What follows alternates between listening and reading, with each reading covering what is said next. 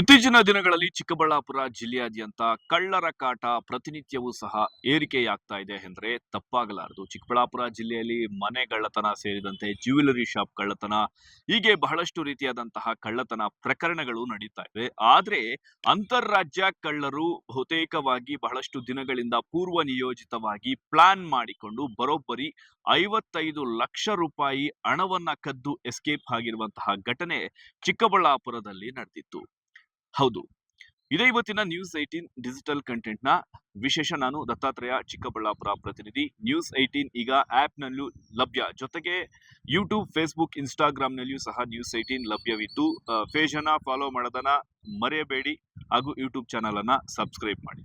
ಹೌದು, ಚಿಕ್ಕಬಳ್ಳಾಪುರ ಜಿಲ್ಲೆ ಪೆರೇಸಂದ್ರ ಸಮೀಪದ ಆರೂರು ಒಂದು ಹೋಟೆಲ್ ಸಮೀಪ ದಿನಾಂಕ ಇದೇ ಒಂದು ಡಿಸೆಂಬರ್ 8ರಂದು ಒಂದು ಕಳ್ಳತನ ಪ್ರಕರಣ ಬಯಲಿಗೆ ಬಂದಿತ್ತು. ಈ ವಿಚಾರಕ್ಕೆ ಸಂಬಂಧಿಸಿದಂತೆ ಪೆರೇಸಂದ್ರ ಪೊಲೀಸ್ ಠಾಣೆಯಲ್ಲಿ ದೂರು ದಾಖಲಾಗಿತ್ತು. ಅಂದ್ರೆ ಆಂಧ್ರ ಮೂಲದ ವ್ಯಕ್ತಿ ಬೆಂಗಳೂರಿನಲ್ಲಿದ್ದಂತಹ ಒಂದು ಜಮೀನನ್ನ ಮಾರಿ ಸರಿಸುಮಾರು 55 ಲಕ್ಷ ರೂಪಾಯಿ ಹಣವನ್ನ ಹೈದರಾಬಾದ್ಗೆ ಹೋಗುವ ವೇಳೆ ಈ ಒಂದು ಕಳ್ಳತನ ನಡೆದಿತ್ತು.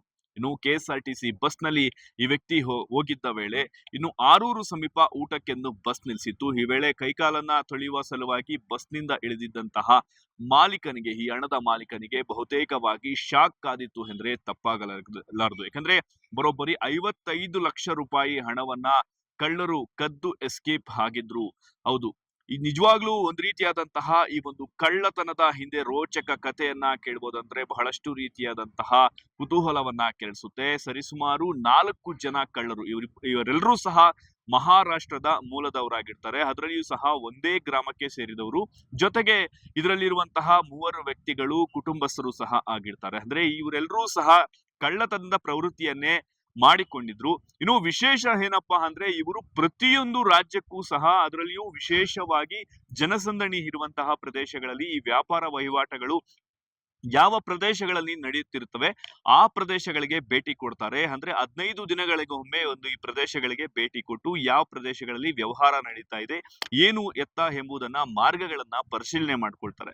ಜೊತೆಗೆ ತಾವು ಸಂಚರಿಸುತ್ತಿರುವ ವೇಳೆ ಯಾವ್ದಾದ್ರು ಹೋಟೆಲ್ ನಲ್ಲಿ, ಅಂದ್ರೆ ಈ ಸಮಯಕ್ಕೆ ಯಾವ ಒಂದು ಬಸ್ ಈ ಹೋಟೆಲ್ ಸಮೀಪ ಊಟಕ್ಕೆಂದು ನಿಲ್ಲಿಸ್ತಾರೆ ಅಂತ ಬಹಳಷ್ಟು ರೀತಿಯಾದಂತಹ ಗಮನವನ್ನ ಕೊಟ್ಟಿರ್ತಾರೆ. ಅದರ ಬೆನ್ನಲ್ಲೇ ಈ ಒಂದು ವಿಚಾರಕ್ಕೆ ಸಂಬಂಧಿಸಿದಂತೆ ಈ ಪ್ರಯಾಣಿಕರಲ್ಲಿ ಯಾರ್ಯಾರು ಹಣವನ್ನ ಹೆಚ್ಚಾಗಿ ಬ್ಯಾಗ್ಗಳೆಲ್ಲ ತುಂಬಿಕೊಂಡು ಹೋಗ್ಬಿಡ್ತಾರೆ, ಅಲ್ಲಾಂದ್ರೆ ಒಂದು ರೀತಿಯಾದಂತಹ ಬೆಲೆ ಬಾಳುವ ವಸ್ತುಗಳು ಆಗಿರ್ಬೋದು, ಹೀಗೆ ಪ್ರತಿಯೊಂದನ್ನು ಸಹ ಟಾರ್ಗೆಟ್ ಮಾಡಿ ಆ ಒಂದು ಪ್ರಯಾಣಿಕರಿಗೆ ಅರಿವಿಲ್ಲದೆ ಒಂದು ರೀತಿಯಾದಂತಹ ಕಳ್ಳತನ ಮಾಡುವಂತಹ ಪ್ರವೃತ್ತಿಯನ್ನ ಬೆಳೆಸ್ಕೊಂಡಿರ್ತಾರೆ. ಸದ್ಯ ಈಗ ವಿಚಾರಕ್ಕೆ ಸಂಬಂಧಿಸಿದಂತೆ ಈಗ ಮಹಾರಾಷ್ಟ್ರದ ಮೂಲದ ಅಸ್ಲಾಂ ಎಂಬ ವ್ಯಕ್ತಿಯನ್ನ, ಅಪರಾಧಿಯನ್ನ ಬಂಧಿಸಿರುವಂತಹದ್ದು. ಈ ವ್ಯಕ್ತಿ ಈಗಾಗಲೇ ಸಾಕಷ್ಟು ರೀತಿಯಾದಂತಹ ಪ್ರಕರಣದಲ್ಲಿ ಭಾಗಿಯಾಗಿದ್ದಾರೆ ಅಂತ ಪೊಲೀಸರು ಸಹ ಮಾಹಿತಿ ನೀಡಿರುವಂತಹದ್ದು.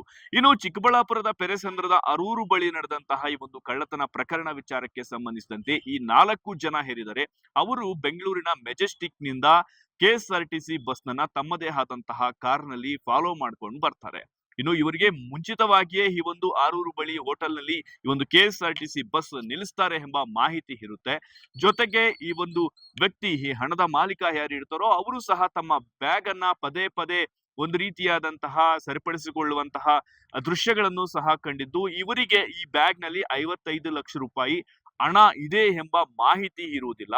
ಜೊತೆಗೆ ಈ ಮಾಲೀಕ ಏನಿರ್ತಾರೋ ಅವರ ಒಂದು ದೃಶ್ಯ ನೋಟಗಳನ್ನ ಆಧರಿಸಿ ಈ ಬ್ಯಾಗ್ ನಲ್ಲಿ ಬೆಲೆ ಬಾಳುವ ವಸ್ತುಗಳಿದಾವೆ ಅಥವಾ ಹಣ ಇದೆ ಅಂತ ಕಳ್ಳರು ಒಂದು ರೀತಿಯಾದಂತಹ ಗೆಸ್ ಮಾಡಿರ್ತಾರೆ. ಈ ಗೆಸ್ ಮೇಲೆ ಈ ಕಳ್ಳರು ಈ ಒಂದು ಮಾಲೀಕನನ್ನ ಹಿಂಬಾಲಿಸಿಕೊಂಡು ಬಂದು ಈ ಹೋಟೆಲ್ ಸಮೀಪ ಕಾರ್ ಹಾಕಿರ್ತಾರೆ. ಆ ಕಾರ್ ನಲ್ಲಿ, ಆ ಹೋಟೆಲ್ ನಲ್ಲಿ ಆ ವ್ಯಕ್ತಿ ಏನಿದಾರೋ ಮಾಲೀಕ, ಆ ಮಾಲೀಕ ಒಂದು ಕೈಕಾಲುಗಳನ್ನ ಸ್ವಚ್ಛ ಮಾಡಿಸಿಕೊಳ್ಳುವ ಸಲುವಾಗಿ, ಜೊತೆಗೆ ಒಂದು ಊಟದ ವ್ಯವಸ್ಥೆಯನ್ನ, ತಿಂಡಿ ತಿನ್ನುವ ಸಲುವಾಗಿ ಒಂದು ಹೋಟೆಲ್ ಬಳಿ ಇಳಿದಾಗ ಇದೇ ಒಂದು ಸಮಯವನ್ನ ನೋಡಿಕೊಂಡಿರುವಂತಹ ಕಳ್ಳರು ಏಕಾಏಕಿ ಬಸ್ಗೆ ನುಗ್ಗಿ ಬರೋಬ್ಬರಿ 55 ಲಕ್ಷ ಕ್ಯಾಶ್ ಇದ್ದಂತಹ ಅಮೌಂಟ್ ಅನ್ನ ಕದ್ದು ಎಸ್ಕೇಪ್ ಆಗಿರ್ತಾರೆ. ಈ ವಿಚಾರಕ್ಕೆ ಸಂಬಂಧಿಸಿದಂತೆ ಆ ಮಾಲೀಕ, ಹಣದ ಮಾಲೀಕ ಯಾರಿರ್ತಾರೋ ಅವರು ಹೈದರಾಬಾದ್ನ ಮೂಲದ ವ್ಯಕ್ತಿ ಪೆರೇಸಂದ್ರ ಪೊಲೀಸ್ ಠಾಣೆಯಲ್ಲಿ ದೂರನ್ನು ಸಹ ದಾಖಲಿಸಿರುತ್ತಾರೆ. ಇನ್ನು ದೂರನ್ನ ದಾಖಲಿಸಿಕೊಂಡಂತಹ ಪೊಲೀಸರು ಕೇವಲ ಘಟನೆ ನಡೆದಂತಹ 14 ದಿನಗಳ ಒಳಗಡೆ ಈ ಒಂದು ಕಳ್ಳತನದ ದೃಶ್ಯ, ಸಿಸಿಟಿವಿ ದೃಶ್ಯ ಹಾಗೂ ಮೊಬೈಲ್ ಎಲ್ಲಾ ದೃಶ್ಯಗಳನ್ನ ಆವರಿಸಿ 4 ಜನ ಕಳ್ಳರಲ್ಲಿ ಒಬ್ಬರನ್ನ ಬಂಧಿಸುವಲ್ಲಿ ಯಶಸ್ವಿಯಾಗಿದ್ದಾರೆ. ಇನ್ನು ಸಂಪೂರ್ಣವಾಗಿ 55 ಲಕ್ಷ ಹಣ ಏನಿತ್ತು ಎಲ್ಲವನ್ನೂ ಸಹ ವಶಪಡಿಸಿಕೊಳ್ಳುವಲ್ಲಿ ಈಗ ಪೊಲೀಸರು ಯಶಸ್ವಿಯಾಗಿದ್ದಾರೆ ಎನ್ಬಹುದು. ಈ ವಿಚಾರಕ್ಕೆ ಸಂಬಂಧಿಸಿದಂತೆ ಚಿಕ್ಕಬಳ್ಳಾಪುರದಲ್ಲಿ ಎಸ್ಪಿ ಕುಶಾಲ್ ಚೌಕ್ಸೆ ಹಾಗೂ ತಂಡ ವಿಶೇಷವಾದಂತಹ ತನಿಖೆಯನ್ನ ನಡೆಸಿ ಅಪರಾಧಿಗಳನ್ನ ಬಂಧಿಸುವಲ್ಲಿ ಯಶಸ್ವಿಯಾಗಿದ್ದಾರೆ ಎನ್ಬಹುದು. ಈಗ ಈ ವಿಚಾರಕ್ಕೆ ಸಂಬಂಧಿಸಿದಂತೆ ಈ ಕಳ್ಳರ ಹಿಂದೆ ಇದ್ದಂತಹ ಪ್ರಕರಣಗಳು ಯಾವುದಾಗಿತ್ತು ಎಂಬ ವಿಚಾರದ ಬಗ್ಗೆ ಎಸ್ಪಿ ಕುಶಾಲ್ ಚೌಕ್ಸೆರ್ ಅವರು ಸಹ ಮಾಹಿತಿ ನೀಡಿದ್ರು. ಅದರಂತೆ ಇನ್ನು ಉಳಿದ ವ್ಯಕ್ತಿಗಳಿಗಾಗಿಯೂ ಸಹ ಬಲೆ ಬೀಸಿದ್ದು, ಇನ್ನು ಕೆಲವೇ ದಿನಗಳಲ್ಲಿ ಅವರನ್ನು ಸಹ ಬಂಧಿಸುವುದಾಗಿ ಎಸ್ಪಿ ಕುಶಾಲ್ ಚೌಕ್ಸೆ ಮಾಹಿತಿಯನ್ನ ನೀಡಿರುವಂತಹದ್ದು. ಅವರು ಸುಮಾರು ಅಫೆನ್ಸಸ್ ಈ ತರ ಮಾಡಿದ್ದಾರೆ. ಅವರದು